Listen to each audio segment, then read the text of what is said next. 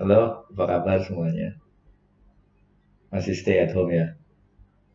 Kali ini saya mau cerita tentang pikiran manusia. Apa itu pikiran manusia dan bagaimana dia bekerja? Kita simak ceritanya sama-sama.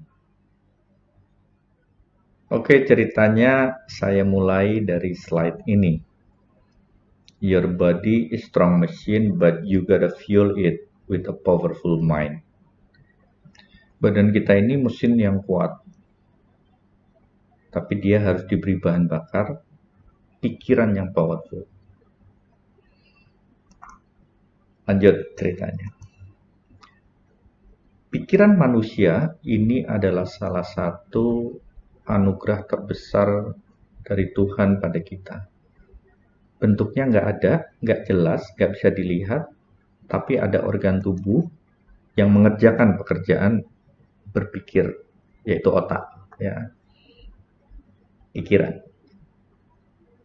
Logika, ini anugerah Tuhan juga yang diberikan pada kita dan ini terkait dengan hukum alam.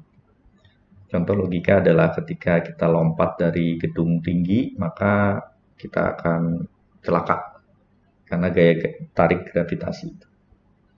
Sehingga dari logika kita belajar bahwa jangan lompat dari gedung tinggi. Yang ketiga, hati nurani. Hati nurani ini terkait dengan nilai-nilai kebenaran, moralitas. Ketiga anugerah Tuhan ini dimaksudkan agar kita bisa bertahan hidup, kita survive dengan menggunakan pikiran, logika, dan hati nurani. Selanjutnya ada teori lagi dari Simon Freud mengenai area berpikir manusia. Sebetulnya ada 3, conscious, subconscious, dan unconscious. Kita akan pelajari yang conscious dan subconscious. Conscious adalah pikiran sadar. Pikiran sadar ini isinya adalah bagaimana orang menganalisis sesuatu, mengambil keputusan, berpikir, itu ada di sini. Dia mempengaruhi 10-15% perilaku manusia setiap hari. Yang sadar ini hanya mempengaruhi 10-15%. Yang bawah sadar atau pikiran bawah sadar itu mempengaruhi 80-90% dari perilaku kita setiap hari. Dia berisi memori jangka panjang, emosi, kebiasaan, kepribadian, intuisi, kreativitas, itu semua ada di pikiran bawah sadar. Contoh perilaku kita yang dipengaruhi oleh pikiran bawah sadar. Kalau kita mau masuk rumah, kita nggak perlu lagi berpikir bagaimana caranya membuka pintu masuk itu, karena kita udah tahu cara membukanya. Dan itu ada di memori kita di bawah, tidak perlu dengan cara berpikir.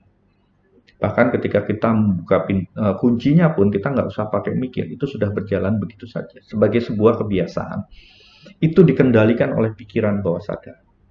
Oke, kita lanjut. Bagaimana kemampuan pikiran sadar? Kita perdalam lagi ya, kemampuan pikiran sadar yang 10-15% tadi. Dia punya keterbatasan. Dia hanya bisa menampung 5-9 cang per detik. Cang ini potongan informasi. Contoh potongan informasi ini adalah gambar, warna, kita lihat TV, kita dengar radio, itu cang. Ada 5-9 cang yang mampu dikelola di pikiran sadar dalam 1 detik. Apa yang terjadi ketika melebihi dari 9 cang? Maka cang-cang yang pertama kali masuk dia akan di-delete. Kalau nggak di-delete, dia dianggap penting, maka dia akan dimasukkan ke pikiran bawah sadar. Proses ini berlangsung begitu saja. Ya. Dan memori di pikiran sadar ini pendek sekali. Kita seringkali lupa kalau nggak mencatat, kalau nggak membuat satu note-note, kita lupa. Dan yang kedua, kelemahan dari pikiran bawah sadar ini adalah nggak bisa fokus, sulit berkonsentrasi. Bukan nggak bisa fokus ya, agak sulit fokus karena seringkali terganggu oleh lompatan-lompatan pikiran yang nggak bisa kita jinakkan, nggak bisa kita kendalikan. Sehingga ketika dia melompat, maka semakin kecil memori itu, semakin sedikit memori yang bisa kita masukkan ke pikiran bawah sadar kita. Itu tentang kemampuan pikiran sadar.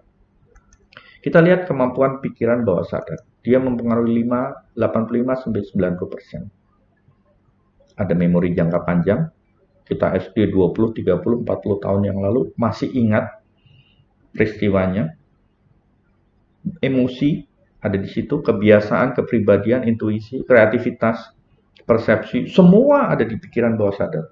Dan ini at any time di recall, dinaikkan ke pikiran sadar untuk digunakan.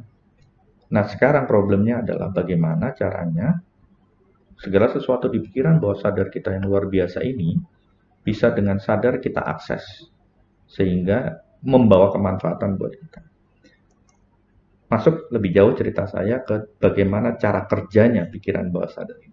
Secara sederhana dan singkat, yang pertama cara kerjanya adalah dia menciptakan mimpi. Jadi kalau kita punya keinginan, kita punya cita-cita, itu pikiran bawah sadar yang mengelola dan mengendalikan. Karena cita-cita dan keinginan ini harus terwujud atau akan terwujud. Sehingga dia harus diprogram dulu. Saya mau punya rumah. Saya mau punya karir yang bagus. Itu di-set dulu di pikiran bawah sadar. Tapi harus diingat bahwa pikiran bawah sadar itu future is present. Jadi dia nggak bisa mendengar atau menangkap kata mau seperti yang saya katakan tadi.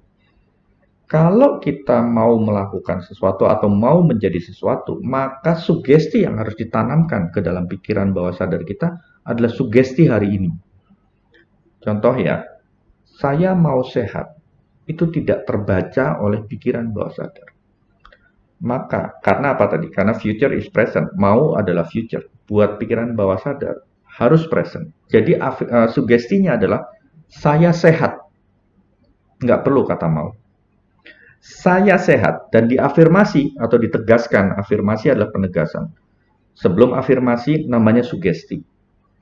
Saya sehat, afirmasinya adalah mulai hari ini dan seterusnya saya adalah orang sehat. Dan itu harus dikatakan pada pikiran bawah sadar kita supaya pikiran bawah sadar kita memprogram itu. Kita jadi sehat. Hari ini dan seterusnya kita adalah orang sehat. Dan program, ini program namanya ya, sugesti dan afirmasi akan program ini akan masuk menjadi present di dalam diri kita. Kita lanjutin poin berikutnya. Jangan gunakan kata negatif untuk melakukan sugesti karena pikiran bawah sadar tidak bisa menerima kata itu. Contoh, jangan pikirkan kuda warna hitam. Yang ada di pikiran kita muncul, imajinasinya justru kuda warna hitam. Sehingga untuk mengafirmasi, jangan pakai kata jangan. Kalau kita tidak mau memunculkan warna hitam, maka jangan itu dihilangkan dan diganti hitamnya dengan putih, umpamanya. Itu cara kerjanya. Yang berikutnya, pasti dia hanya menerima kata-kata positif. Karena harusnya pikiran bawah sadar ini isinya hal-hal yang positif. Selanjutnya, setelah dia masuk, sugesti, afirmasi, program ke pikiran bawah sadar, dia nggak mudah untuk diubah. Bisa nggak diubah? Bisa. Ada satu teknis namanya reprogramming your subconscious mind. Itu ada tekniknya, ada tahapannya. Bagaimana cara menguasai pikiran ini? Baik pikiran sadar maupun pikiran bawah sadar. Gimana cara menguasainya? Satu, kita harus latihan relaksasi. Karena seringkali kita ini kurang memberi ruang dan waktu pada diri kita untuk rileks. Bagaimana latihan relaksasi pada sesi berikutnya nanti kita belajar sama-sama. Yang kedua, kita harus latihan fokus. Pikiran kita harus fokus. Taming the monkey, jinakkan monyet yang lompat-lompat di pikiran kita. Itu cara menguasai pikiran. Pada sesi berikutnya kita akan belajar sama-sama lagi. Untuk sesi ini sebagai pengantar, apa itu pikiran manusia? Ceritanya saya akhiri di sini dan terima kasih banyak udah mau dengar cerita saya. Stay at home and see you.